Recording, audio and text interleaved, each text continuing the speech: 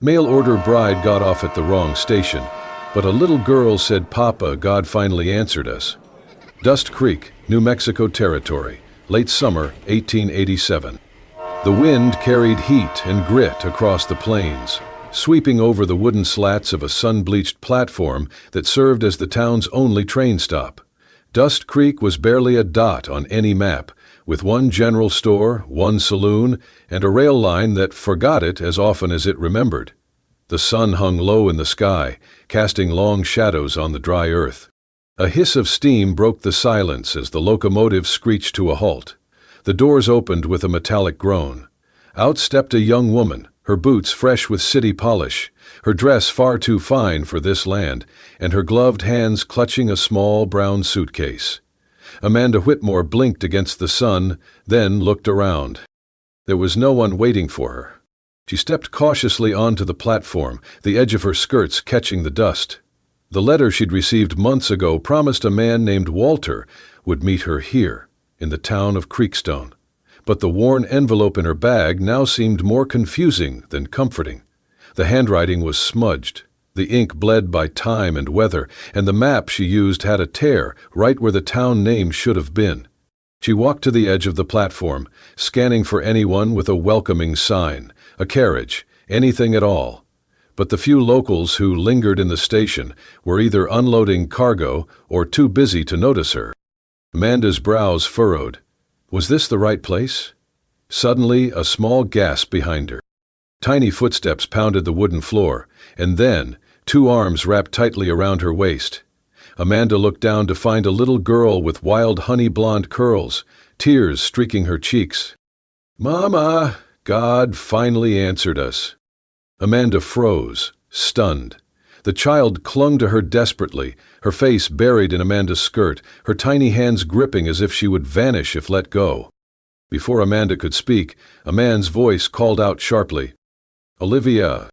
A tall figure strode across the platform, dusty boots, worn jeans, broad shoulders beneath a faded blue shirt. His face was sun-weathered, his jaw tight with concern. He approached fast, then slowed when he saw Amanda. "I am sorry, ma'am," he said, kneeling to gently pull the girl away. She gets confused sometimes." The girl, Olivia, looked up at him, confused and still sniffling. "She looks like Mama," she whispered. The man gave Amanda an apologetic glance, standing now, towering over both of them. "I hope she didn't scare you," he said. Amanda shook her head slowly, still stunned. "No, just surprised. I am Randy Cooper. This is my daughter, Olivia." Amanda hesitated. "Amanda Whitmore, I think I got off at the wrong station." Randy tilted his head. "Where were you headed?" "Creekstone," she said, pulling the worn letter from her handbag. Randy took a quick glance at the envelope and raised an eyebrow. "There's no town called Creekstone around here, ma'am. Closest would be Dust Creek. That's this place." Amanda stared out at the wide, empty plains. "So I am nowhere near where I am supposed to be." "No," he said, scratching the back of his neck. "But trains do not stop often around here. You might be stuck for the night." Amanda exhaled. "Figures." She tried to compose herself, but the weight of a journey gone wrong, the silence of an empty platform, and the warmth of a child's mistaken embrace all pressed into her chest at once. Randy shifted uncomfortably. "Look, I have a wagon. We are about half a mile from here. You are welcome to stay the night. It is not much, but it is dry, and my daughter, well, she will not stop asking about you otherwise." Amanda hesitated. The sun was nearly gone now, the wind colder. No hotel, no lantern-lit town square, no carriages waiting. Just this man, this child, and a wide sky that offered no shelter. "Thank you," she said softly. "That would be very kind." Randy gave a small nod. Olivia reached for Amanda's hand. I mean, Miss Amanda," she whispered, cheeks turning red. Amanda smiled gently and took the child's hand. As the three of them walked off the platform, the train hissed once more behind them, then rolled away into the desert night, leaving behind a woman who had gotten off at the wrong station and into the right story. The sun rose early in Dust Creek, casting long shadows across the dry earth and stirring the desert air with a brittle breeze. The Cooper Ranch sat at the edge of a scorched prairie, where the land seemed to stretch forever without promise. The house was plain, patched in places, with a small barn and a well that groaned when drawn too fast. Inside, the morning smelled of coffee and weathered wood. Amanda sat stiffly at the edge of a chair, holding a chipped cup, watching Olivia carefully butter a piece of cornbread. The child had not stopped smiling since she woke up. Randy was outside, splitting kindling. The rhythmic crack of his axe echoed through the morning silence. Amanda's eyes wandered to the mantel, where a small photograph rested in a carved wooden frame, an image faded by time, a woman with soft eyes and a familiar warmth. Olivia's mother, surely. Her name was Lily, Olivia said, catching Amanda's glance. Amanda turned, startled. "My mama," the girl continued. "She used to sing at bedtime. I do not remember the songs anymore, but I remember her hands. They were soft, like yours." Amanda smiled faintly, heart pinching. "Do you miss her?" she asked gently. Olivia nodded. "Every day. But Papa says missing someone is proof they mattered." Outside, the axe fell one more time, then stopped. Amanda rose and stepped out onto the porch. Randy was stacking the last of the firewood, his sleeves rolled up, sweat darkening the fabric. "Can I help with anything?" she asked. He looked up, wiped his brow with the back of his hand. "You do not have to. You are our guest." Amanda folded her arms. "I would rather be useful." Randy hesitated, then gestured toward a basket of apples beside the door. "Olivia and I were going to make a pie this afternoon. She is no good at peeling." Amanda nodded. "That I can do." They worked in companionable silence for a while, Amanda peeling apples, Randy mending a fence post nearby. The land was quiet, except for the wind in the grass and the occasional bray of their old mule. "I was in the cavalry," Randy said finally, without looking up. "Served 3 years. Got this place after the war." Amanda paused, surprised by the openness. "My wife died here," he continued, "giving birth to Olivia. There was nothing I could do." Amanda lowered the knife. "I am sorry." He nodded once. "She was the only woman I ever loved. I figured I would die a widower." Amanda waited, sensing there was more. "But Olivia started praying every night," Randy said, his voice low. "Asking God for someone who could read bedtime stories, brush her hair, hold her when it storms." He turned then, met Amanda's gaze. "I thought maybe I could order a bride. I filled out the papers, even paid for the postage, but I could not bring myself to send the letter." Amanda swallowed, fingers curling slightly around the apple in her hand. "I was afraid," Randy said. "Afraid someone would come and I would not have the heart to love them, that I would disappoint Olivia all over again." "And now?" Amanda asked quietly. He looked at her, long and searching, but said nothing. Later that evening, Olivia knelt beside her bed, hands folded, eyes closed tight. "Dear God," she whispered, "thank you for sending someone kind. I know she was not meant to come here, but maybe, you knew Papa would never ask, so you sent her anyway." Amanda stood at the doorway, unseen, her hand over her heart. Outside, Randy watched the sky shift from amber to navy, listening to the wind move through the prairie, wondering how a stranger could feel like someone he had known forever. Amanda stood beside the stove, stirring the pot slowly as the scent of simmering beans filled the small kitchen. Her dress, once pressed and proper, now held faint traces of dust and firewood. Her sleeves were rolled, hair pinned loosely, and there was a quiet ease in the way she moved, like a woman settling into a rhythm she had not known she craved. Randy leaned against the doorway, arms crossed, watching her. Olivia was outside, chasing a chicken across the yard, laughing freely. "You cook like you have done it on a wood stove before," Randy said. Amanda glanced over her shoulder. "I have not, but I watched the housekeeper in Boston. She let me try sometimes when my mother was not looking." There was a beat of silence between them. Then Amanda turned fully toward him, wiping her hands on a cloth.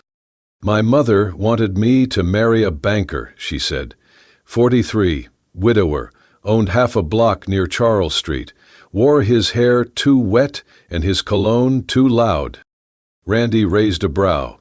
Why did you not? Because I could not see myself sitting in drawing rooms for the next 40 years, pretending to be someone's trophy. I wanted something else, something real. She paused, eyes flickering to the window where Olivia was now making daisy crowns in the dirt. I answered an ad for a mail-order bride. The man wrote sweet letters, promised open skies and an honest life, but I never got to meet him, not even sure if he ever meant to meet me. Randy frowned. You said you were headed for Creekstone? Amanda nodded. That is what the letter said, but the name was smudged, and my map tore right through the county lines. I got off here by accident. Randy exhaled, looking away. Not many women come this far west without knowing exactly where they are going. Amanda smiled faintly. I suppose I was not looking for a place. I was hoping to find a reason to stay. That night, she mended one of Olivia's old dolls, sewing back the button eye and stitching the arm. Olivia watched her, wide-eyed. Can you braid hair too? The girl asked. I can try, Amanda replied. Olivia crawled into her lap without hesitation, the doll pressed against her chest.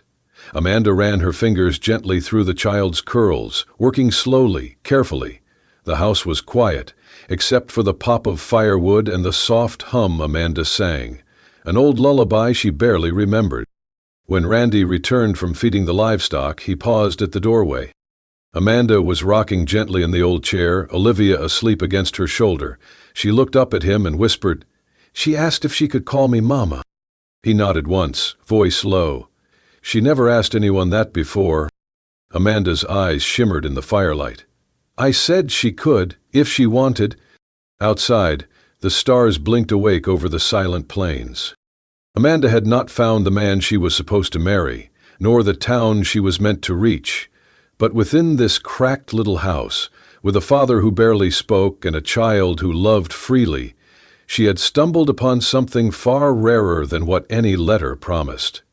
A place where she was not expected, yet already needed. Amanda stood in front of the mirror that hung slightly crooked in the hallway.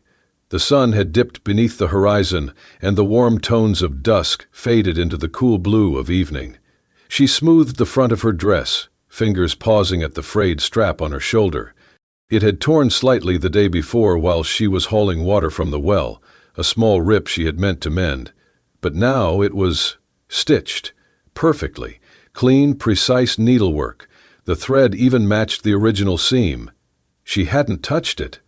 Amanda blinked, gently tracing the careful handiwork. Downstairs, the aroma of roasted chicken and cornbread drifted through the house. She followed the scent to the dining room, where a table had been set with modest care. Tin plates, mismatched cups, a pitcher of well water, and a candle flickering inside a mason jar. Randy was already seated, sleeves rolled, hands scrubbed clean. Olivia sat beside him, legs swinging beneath the chair, grinning as Amanda entered. You fixed the strap on my dress, Amanda said softly, taking her seat across from them. Randy looked up from his plate, a slight shrug in his shoulders. It kept slipping off. Thought it might bother you. Amanda glanced down, touched the seam again. It did. Thank you. Olivia beamed. Papa can fix almost anything. He used to fix Mama's stuff all the time. He even fixed the rocking chair when it broke. Mama said he had a quiet kind of magic. Randy coughed lightly, reaching for the cornbread. Eat, Olivia. Amanda smiled, then noticed something else. The chair she was sitting in. Last night, it had wobbled so badly, she was sure it would collapse. Now, it was sturdy, firm. She ran her hand under the seat and felt the new nails driven into the wood. She looked up at Randy, her expression softening. You fixed the chair, too. He avoided her eyes. Just did not want anyone falling over during supper. The lamp overhead was a single oil fixture, its flame steady behind cloudy glass.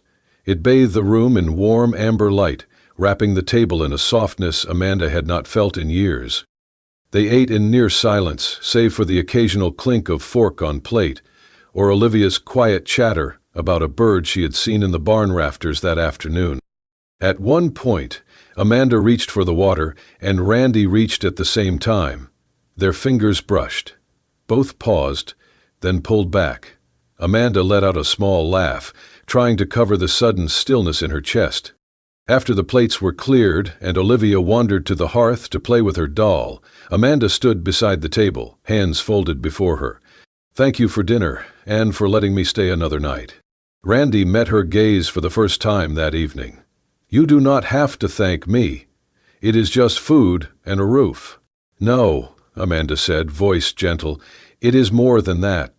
He opened his mouth, then closed it again, uncertain. Amanda glanced toward the firelight, where Olivia had curled up with her doll in her lap. Her small fingers traced the edge of the blanket Amanda had wrapped around her. "I used to think warmth came from fine things," Amanda said, her voice quiet. "Velvet, fireplaces trimmed in gold. But I think sometimes it just comes from someone fixing a chair, so you do not fall." Randy's eyes softened. "I do not talk much," he admitted.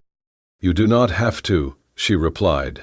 The flame from the lamp flickered gently between them. Neither moved. Neither spoke again. But something passed through that quiet. A recognition, an understanding, a peace. Amanda looked around the room once more. The patched walls, the worn floor, the smell of wood smoke and bread and honest air. And in that moment, she realized something that startled her. There was more warmth here, in this small, dusty house, with a man who fixed broken things and a girl who believed in prayers, than she had ever felt in all the years she spent among chandeliers and silk. The next morning, Randy stood on the porch, hands tucked into his belt, watching Amanda feed the hens with a steady rhythm and quiet care. Olivia ran circles around her, giggling with every flutter of feathers. The sun had not yet fully climbed the horizon, but something had already shifted in the air. "She has a way with the animals," Randy muttered aloud, mostly to himself. By midday, Amanda was kneading dough in the kitchen, her sleeves rolled, hair pulled into a loose braid. Olivia sat at the table, threading yarn through a crooked piece of cloth with deep concentration. "What are you making?" Amanda asked, dusting flour from her hands. "A scarf," Olivia said proudly, "for when winter comes. For you." Amanda blinked. "For me?" "Of course," the girl answered, as if it were the most natural thing in the world. "Every mama needs a warm scarf." That night, after Olivia had fallen asleep to the sound of Amanda's soft voice reading from a tattered fairy tale book, Randy lingered by the doorway. "She sleeps easier when you read to her," he said. Amanda closed the book slowly, her voice barely above a whisper. "I sleep easier too." He looked down, scratched the back of his neck. "You have been helping a lot, more than I expected. If you want to stay a bit longer, until you figure out what comes next, I would not mind." Amanda studied him, searching for meaning behind the offer. "You sure it would not be an inconvenience?" Randy shrugged. "It is already quieter with you here. Warmer, too." Amanda gave a small smile. "Then I will stay. A little longer." In the days that followed, the house bloomed in small, unspoken ways. Amanda added herbs to the stew, humming while she cooked. Olivia set flowers on the windowsill each morning. Randy laughed, once, at a story Amanda told about her aunt's prize poodle who wore pearls to dinner, and Olivia nearly dropped her spoon in shock. "I did not know Papa could laugh," she exclaimed. Amanda smiled. "Neither did I." Evenings grew longer, fuller. Amanda sang lullabies by the fire, her voice weaving through the wood smoke and silence. Olivia curled closer every night, her tiny body trusting and warm. One afternoon, a letter arrived by horseback from the next town over. Randy handed it to Amanda without a word. Her hands trembled slightly as she opened it. The handwriting was familiar. Her heart gave a strange twist. She read it once, then again. The man she had written to, her intended groom, had changed his mind, said her delay in arrival was too long, said the arrangement no longer suited him. No explanation beyond that. Amanda stood frozen in the doorway, the letter limp in her fingers. "I was not enough for him," she whispered. Randy took a step forward. "Amanda." She shook her head, her eyes shining. "He never even met me, and still, I was not enough." She turned away, walked out into the yard where the wind lifted the hem of her dress and the sky stretched cruelly wide. Randy watched her go, unsure if he should follow. Later that evening, Amanda sat on the porch alone, knees drawn up, Olivia's half-finished scarf in her lap. Her cheeks were damp, but she no longer cried. Inside the house, Randy looked down at his calloused hands. Hands that once held a rifle, buried a wife, raised a child, and now hesitated over the thought of reaching for someone again. Amanda had lost something that day. A name, a plan, a future she once imagined. But as Olivia crawled sleepily into her lap and whispered, "I love you, Mama," Amanda realized something just as powerful. She had found something too. Something fragile, unspoken, real, and it was asking her to stay. The midday heat clung to the earth like a second skin. Amanda was in the garden, pulling weeds between rows of beans, when the sound of carriage wheels crunching gravel broke the silence. Olivia peeked through the kitchen window. "Papa," she called, "someone fancy's here." Randy stepped out onto the porch just as a tall woman descended from a glossy black buggy drawn by two chestnut horses. She was dressed in a plum traveling coat, her gloves tight and spotless, her hat a tower of feathers and lace. Her gaze swept across the humble house and dry land with barely concealed distaste. "You must be Randall Cooper," she said, her voice clipped, polished. "I am Eleanor Hargrove." Randy's jaw tensed. He stepped down from the porch slowly. "I did not send for you." Eleanor smiled thinly. "No, but your sister did. Said you were too proud to finish what you started." She glanced around, frowning. "This place is smaller than I imagined." Amanda came into view then, wiping her hands on her apron. Eleanor's eyes narrowed. "And you are?" Amanda straightened. "Amanda Whitmore." Eleanor raised an eyebrow. "Ah, the help." Olivia rushed to Amanda's side, gripping her hand tightly. Amanda rested a calming palm on the girl's shoulder. "She is not the help," Randy said firmly. "She is our guest." "Guest," Eleanor repeated with a dry laugh. "That's one word for it." Amanda stiffened but said nothing. Her eyes met Randy's briefly, then dropped to the ground. "I brought my things," Eleanor continued. "Where should I put them?" Randy did not move. "You came uninvited. Your sister said you needed a wife, a mother for your child, a woman with proper standing and resources to help manage this situation." Amanda turned then, walked quietly into the house. Olivia looked up at her, confused. "Where are you going?" "I am going to pack a few things," Amanda said gently. "No," Olivia clung tighter. "Do not go." Eleanor stepped forward. "Really, Randall, it is unwise to let a child grow too attached to someone who is clearly temporary." Amanda flinched at the word. Randy's face hardened. "You do not speak to her, or my daughter, that way." Eleanor looked taken aback. "I came all this way for you. You ought to show some gratitude." "I did not ask you to," Randy replied coldly. Inside, Amanda gathered her folded clothes, the little comb Olivia had given her, and the half-finished scarf. She moved with quiet hands, calm breath, but her chest was a storm. She did not want to leave, but she would not stay where she was unwanted. Downstairs, Eleanor paced the living room, inspecting everything from the faded curtains to the worn rug. "This house needs a woman with vision," she declared. "Someone who knows how to civilize rough edges." Amanda came down the stairs slowly, her small bag in hand. She did not look at Eleanor, only at Randy. "Thank you for everything," she said, voice steady but soft. "You gave me shelter when you didn't have to." Randy opened his mouth, but found no words. Amanda knelt to kiss Olivia's forehead. "Be brave, sweetheart." The girl clutched her tightly. "You are my mama. I prayed for you. You came." Amanda swallowed hard, blinking back tears. She stood, turned toward the door.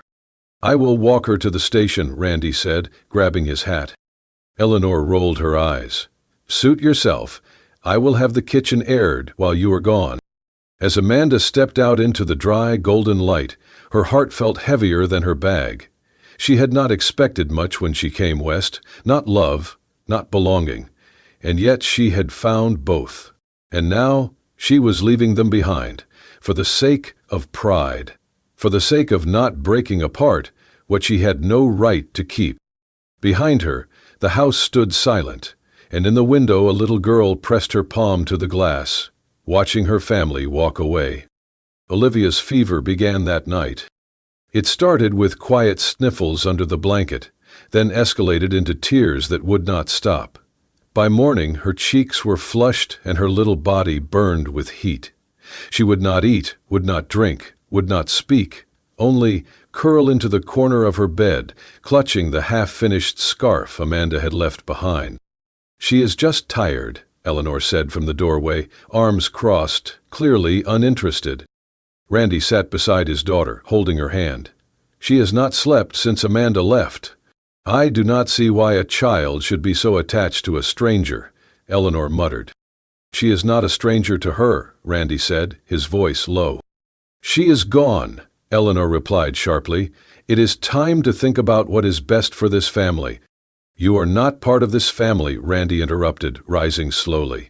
"And you never will be." Eleanor stiffened. "Excuse me?" Randy stepped closer, his face unreadable but his voice like stone. "You came here for convenience, for control, for my land. You never once asked what Olivia liked or how she felt. You looked at Amanda and saw competition. But I saw a mother, a woman who brought warmth into this house, a woman Olivia chose." Eleanor scoffed. "You cannot possibly mean—" "I mean," he said, grabbing his hat and coat, "you need to leave." She gaped.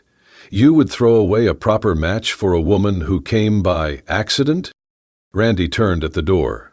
"Amanda might have arrived by mistake, but she is the only thing that has felt right in years."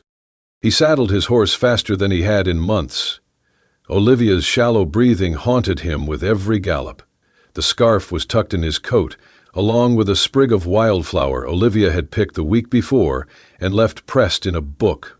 By the time he reached the station, the final train of the week was already blowing its whistle. Smoke curled against the sky like a warning. Amanda stood at the edge of the platform, suitcase in hand, her hat pulled low. She was staring out at the tracks, expression unreadable. Randy dismounted, heart pounding. "Amanda," he called. She turned, startled. He strode to her, words spilling as they came. "You were not supposed to be here. I know that. I know you got off at the wrong station and ended up in a mess that was never yours to fix." Amanda opened her mouth, but he held up his hand. "I just need to say this." He reached into his coat, pulled out the scarf and flower, and held them out. "She made this for you, kept it when you left, slept with it under her pillow, got sick crying for you.